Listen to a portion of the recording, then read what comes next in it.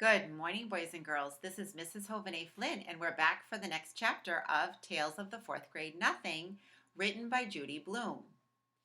And today's chapter is called The Birthday Bash. Now, one of the things that good readers do while they're reading is a reading strategy called predicting and setting purpose. So I already know that Fudge always gets into these difficult and funny situations. So I'm going to predict that something else is going to happen in this chapter about the birthday bash. And then I'm going to set my purpose today. And because I'm reading, because I want to find out what's going to be the next adventure in the Hatcher family. So while we're reading, I want you to be predicting what you think will be happening. And I also want you to think about your purpose for reading this, listening to the story today. So today's chapter is The Birthday Bash. I got used to the way Fudge looked without his top front teeth. He looked like a very small first grader. Dr. Brown, our dentist, said he'd have to wait until he was 6 or 7 to get his grown-up teeth. I started calling him Fang, because when he smiles, all you can see are the top 2 side teeth next to the big space, so it looks like he has fangs. My mother didn't like that. I want you to stop calling him Fang, she told me. What should I call him? I asked. Farley Drexel? Just plain Fudge will be fine, my mother said. What's wrong with Farley Drexel? I asked. How come you named him that if you don't like it? I like it fine, my mother said, but right now we call him Fudge. Not Farley, not Drexel, and not Fang. What's wrong with Fang? I asked. I think it sounds neat. Fang is an insult. Oh, come on, Mom. He doesn't even know what a fang is. But I know, Peter, and I don't like it. Okay, I promise never to call my brother Fang again. But secretly, whenever I look at him, I think it. My brother Fang Hatcher. Nobody can stop me from thinking. My mind is my own. Fudge is going to be 3 years old. My mother said he should have a birthday party with some of his friends. He plays with 3 other little kids who live in our building. There's Jenny and Ralph and Sam. My mother invited them to Fudge's party. Grandma said she'd come over to help, but my father couldn't make it. He had a Saturday business appointment. I wanted to go to Jimmy Fargo's, but my mother said she needed me to supervise the games. The kids were invited from 1 until 2:30. That's only an hour and a half, my mother reminded me. It's not so bad, is it, Peter? I don't know yet, I told her. Ask me later. The kitchen table was set up for the party. The cloth and napkins and paper plates and cups all matched.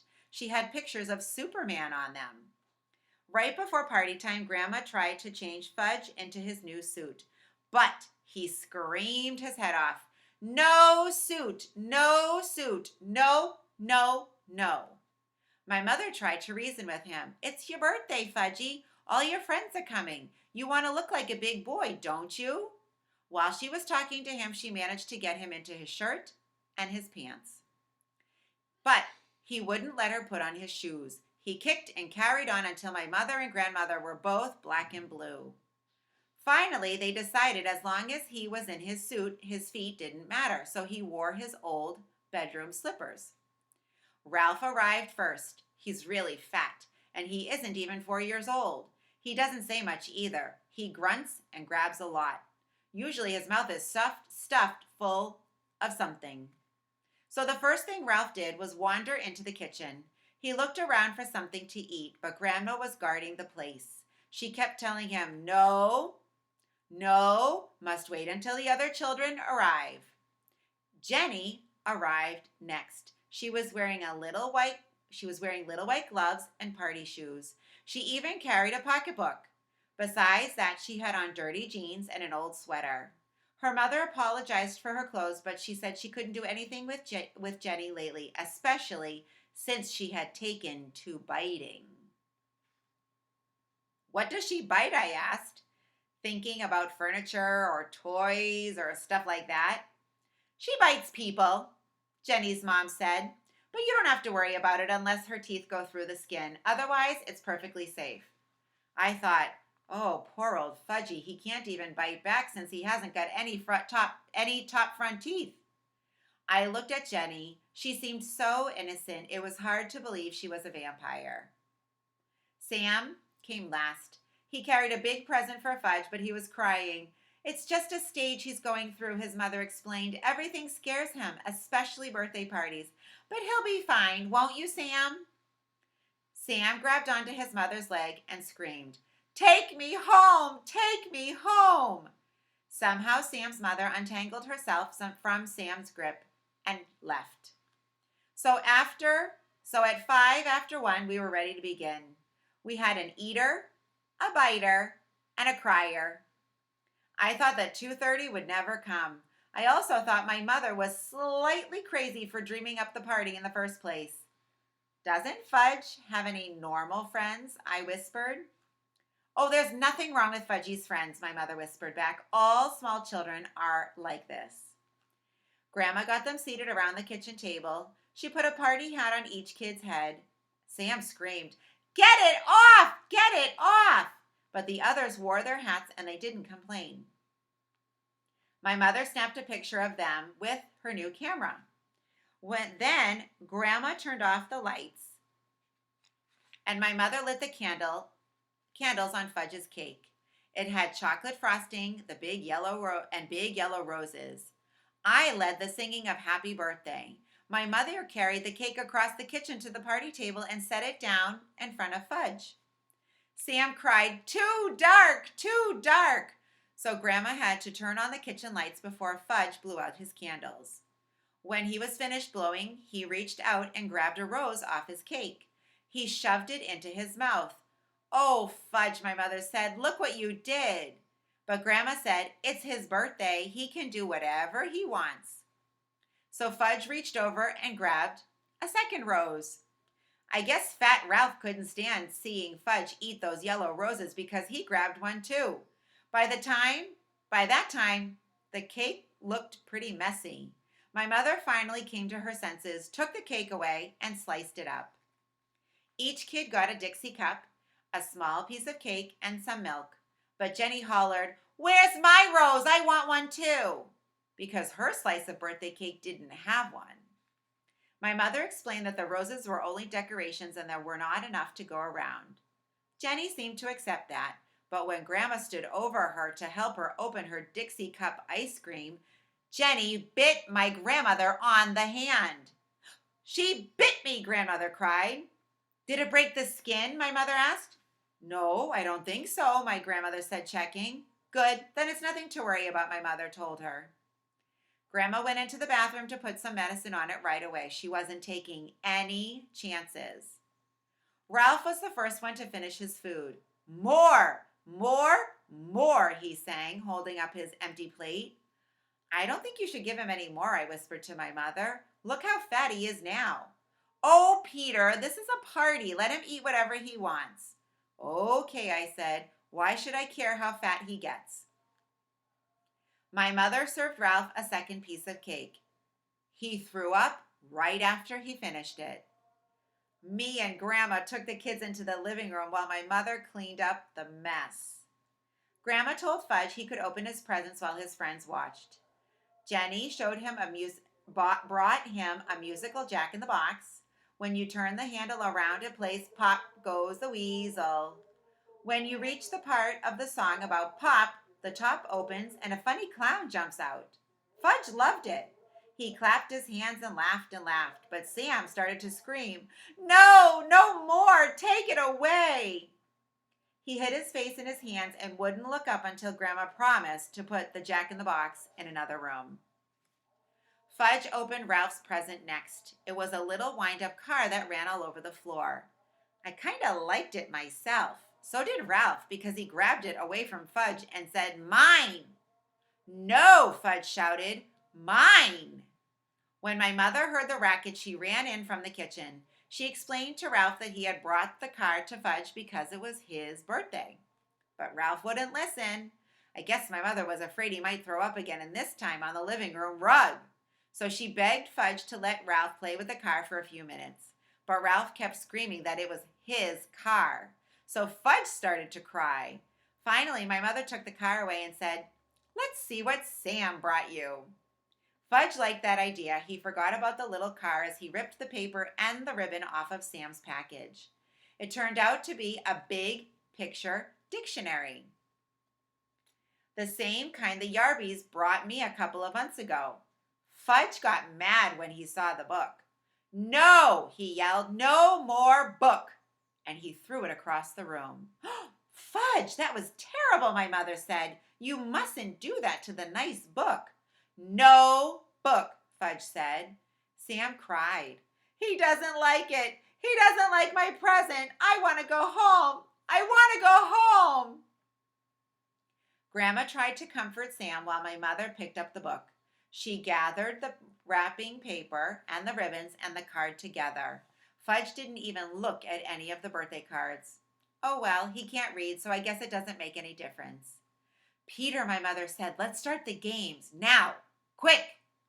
I checked the time. I hoped the party was almost over, but no, it was only 1:30. Still an hour to go. I went to my room where I had blown up a lot of balloons. My mother had this party book, and it says that 3-year-olds like to dance around with balloons. When I got back to the living room, Mom started the record player, and I handed each kid a balloon. They just stood there looking at me. I thought either the guy who wrote the book is crazy or I am. "Show them how, Peter," my mother said. "Take a balloon and demonstrate." I felt like one of the world's great living fools dancing around with a balloon. But it worked. As soon as the kids saw me doing it, they started dancing too. The more they danced, the more they liked it, until Jenny's balloon popped. That nearly scared Sam right out of his mind. He started yelling and crying. Unfortunately, I had blown up 24 balloons. Fortunately, I had blown up 24 balloons. I was hoping they would dance around the rest of the afternoon. Fudge got the idea of jumping up and down on the furniture, and the others liked that too. So instead of dancing with their balloons, that's what they did. And soon they were running from room to room, yelling and laughing and having a great time. Then the doorbell rang. It was Mrs. Rudder. She lives in the apartment right under us. She wanted to know what was going on. She said it sounded like her ceiling was about to crash in on her any second. My mother explained that Fudge was having a little birthday party, and wouldn't she like to stay for a piece of cake? Sometimes my mother is really clever. So Grandma entertained Mrs. Rudder in the kitchen while Fudge and his buddies jumped up and down on his new bed. It was delivered this morning. Fudge hadn't even slept in it yet. So naturally, when my mother found out what they were up to, she was mad. "Stop it right now," she said. "New bed. Big boy," Fudge told her. Was he proud. "You won't have a new big boy bed for long if you don't stop jumping on it," my mother told him. "I know. Let's all sit down on the floor and hear a nice story." My mother selected a picture book from Fudge's bookshelf. "I heard that one," Jenny said as she saw the cover. "All right," my mother told her. "Let's hear this one." She held up another book. "I heard that one too," Jenny said. I think my mother was starting to lose her patience because she chose a third book and said, "We'll all enjoy this one even if we know it by heart. And if we do know it by heart, well, we can say it together." And that's just what Jenny did. And when my mother skipped a page by accident, Jenny was right there to remind her. If you ask me, my mother felt like biting Jenny by that time. When the story was over, it was 2:00 and Ralph was sound asleep on the floor. My mother told me to put him up on Fudgy's bed while she took the rest of the children back to the living room. I tried and I tried, but I could not lift Ralph. He must weigh a ton, so I left him sleeping on Fudge's floor and closed the door so he wouldn't hear any noise. On my way back to the living room, I wished the others would fall asleep too. "Peter," my mother suggested, "why don't you show them dribble?" "Mom, dribble is my pet. You don't go around using a pet to entertain a bunch of little kids. Didn't my mother know that?" "Please, Peter," my mother said, "we still have got half an hour, and I don't know what to do with them anymore." "Dribble!" Fudge hollered. "Dribble, dribble, dribble." I guess Sam and Jenny liked the way that sounded because they started to shout, "Dribble, dribble, dribble," even though they didn't know what they were talking about. Oh, all right, I said. I'll show you, Dribble, but you've got to promise to be very quiet. You mustn't make a sound. You might scare him, okay? They all said, okay. My mother went into the kitchen to chat with Grandma and Mrs. Rudder. I went into my room and came back carrying Dribble in his bowl. I put my finger over my lips to remind Fudge and his friends to be quiet. It worked. At first, nobody said a word. I put Dribble down on a table. Fudge and Sam and Jenny stood over his bowl. Oh, turtle, Jenny said. Yes, Dribble's a turtle. My turtle, I said in a soft voice. See, Fudge whispered. They can all see, I told Fudge. Nice turtle, Sam said. I wondered why he wasn't afraid this time. What does Dribble do? Jenny asked. Do? He doesn't do anything special, I said. He's a turtle. He does turtle things. Like what? Jenny asked. What was with this kid anyway? Well, I said, he swims around a little, and he sleeps on his rock, and he eats. Does he make? Jenny asked. Make? I asked. Make a tinkle? Boys and girls, do you know what a tinkle is? A tinkle is when someone goes and pees.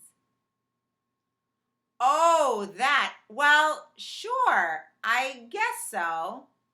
Jenny laughed. So did Sam and Fudge. I make tinkles too. Want to see? Jenny asked.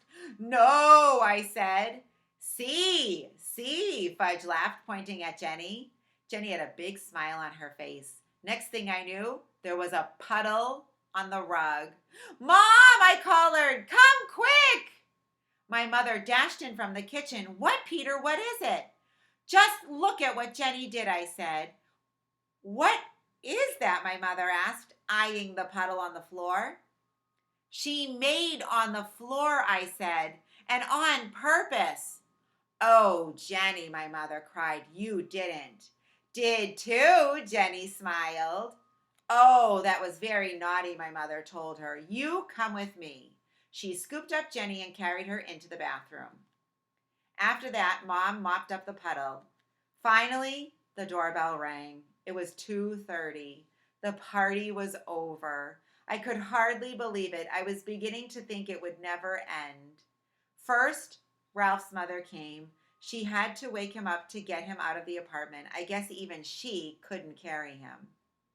Next, Jenny's mother came. Mom gave her Jenny's wet pants and a baggie. That was all she had to do. Jenny's mother was plenty embarrassed. Sam's mother came last, but he didn't want to go home. Now that he was used to us, I guess he liked us. He cried, more party, more. Another time, my mother said, dragging him out of our apartment by the arm. His mother said, dragging him out of our apartment by the arm. My mother flopped down in a chair. Grandma brought her 2 aspirins and a glass of water. Here, dear, she said, maybe these will help. My mother swallowed the pills. She held her head. 3 is kind of young for a party, I told my mom. Peter Warren Hatcher, my mother began.